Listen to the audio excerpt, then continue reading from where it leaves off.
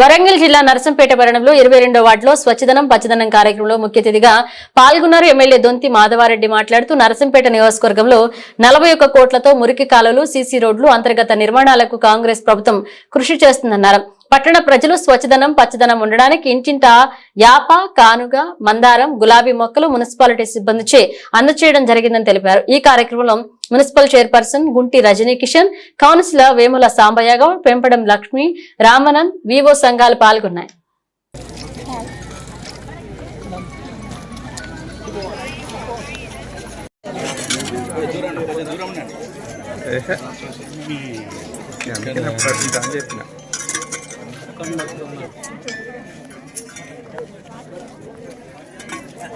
Sir కొంచెం ముందుకు రండి. నీళ్ళు పోయించారా మేడం.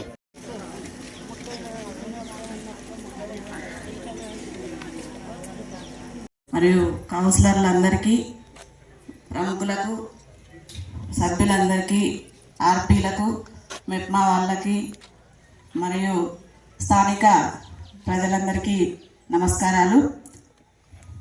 ఈ కార్యక్రమాన్ని ముందుకు నడిపించాలంటే మన చేతుల్లోనే ఉంది.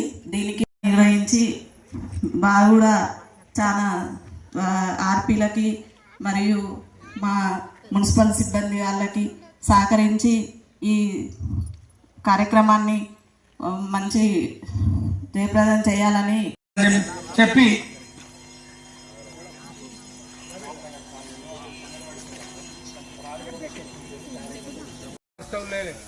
మంచి కార్యక్రమం చేసిందనే విధంగా చేస్తారని కోరుకుంటూ ఈ అవకాశం ఇచ్చిన కమిషనర్ గారికి ధన్యవాదాలు తెలియజేస్తున్నాను.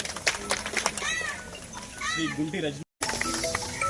మన పట్టణాన్ని పరిశుభ్రంగా పచ్చదనంగా ఏది మున్సిపాలిటీ పరిధిలో అన్ని వీధులు కూడా శుభ్రంగా ఉంచుకోవాలనే లక్ష్యంతో రాష్ట్ర ప్రభుత్వం ఈ యొక్క కార్యక్రమాన్ని 5 రోజులుగా ఒక్కొక్క రోజు ఒక్కొక్క కార్యక్రమాన్ని తీసుకొని ఏర్పాటు చేసిన ఈ సందర్భంలో మొదటి రోజు మీ యొక్క డివిజన్లో ఏర్పాటు చేసి మేము రావడం ఇంతకుముందే మన వాళ్ళు చెప్పడం జరిగింది.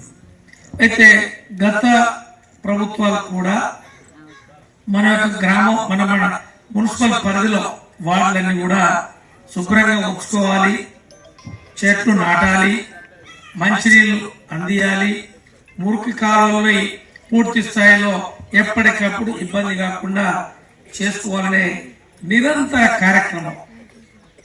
కాబట్టి మనం ఏదైతే కార్యక్రమం పెట్టుకొని ఈ 5 రోజులే పాటించి వదిలేయకుండా మన ఇంటి పరిసరాలని శుభ్రంగా ఉంచుకోవడంతో పాటు 4 చెట్లు నాటి పచ్చదనాన్ని కూడా ఏర్పాటు చేసుకుంటే బాగుంటుందని చెప్పి ఈ సందర్భంగా మీ అందరికీ కూడా విజ్ఞప్తి చేస్తా ఉన్నాను.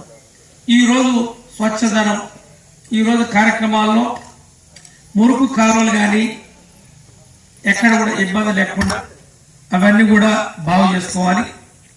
ఇప్పుడు ఉన్న కాలువల్లో ఏదైతే మంచిగున్న దగ్గర ఆ యొక్క మురుకు కాలువల్ని ఉంచి రిపేర్ చేయడం తప్పకుండా ఏర్పాటు చేస్తాం, ఏమి ఇబ్బంది లేకుండా.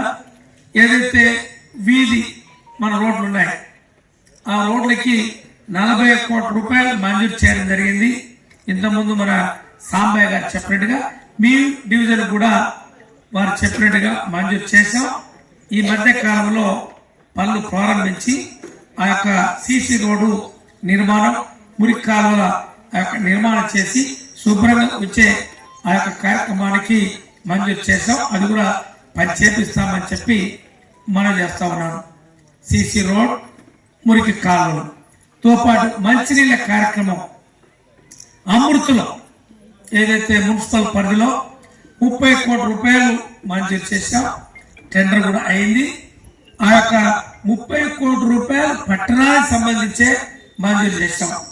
మీ పట్టణానికి ఏది మిషన్ భగీరథ నీళ్లు పూర్తి స్థాయిలో ఏదైతే అందుతాయని చెప్పి ఆశించాం, కానీ అన్ని ఇళ్లకి వచ్చే అవకాశం లేని ఏదైతే ఈ సందర్భంలో డీ ఫ్లోరైడ్ ఖానాపూర్లో ఉండబడే ఆ యొక్క ప్రాజెక్టు నుంచి నీరు తీసుకొని వచ్చి నర్సంపేటకి 360 రోజులు 24 గంటలు నీరు అందించాలనే లక్ష్యంతో ఆ 30 కోట్ల రూపాయలతో పాటు మన యొక్క రాష్ట్ర ప్రభుత్వం నుంచి 12 కోట్ల రూపాయలకు కూడా ఇంజనీరింగ్ అధికారులతో ప్రతిపాదన పంపించాం.